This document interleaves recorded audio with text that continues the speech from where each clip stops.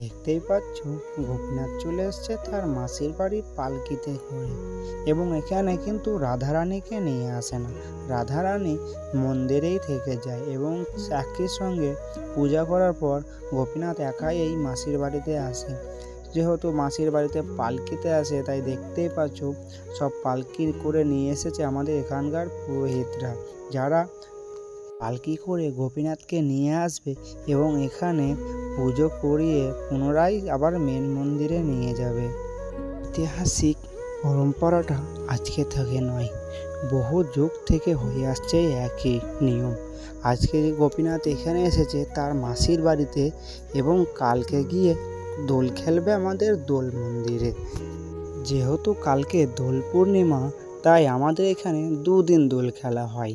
কালকে খেলা হবে রং এবং পরশু দিন খেলা হবে হোলি।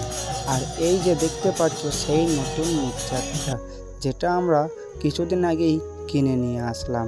আর এদিকে হরিনাম হচ্ছে, আর এদিকে সব ছেলেপেলেরা চাঁচর ধরিয়েছে এবং চাঁচরের সঙ্গে এটা কি করছে তোমাদের অবশ্যই কমেন্ট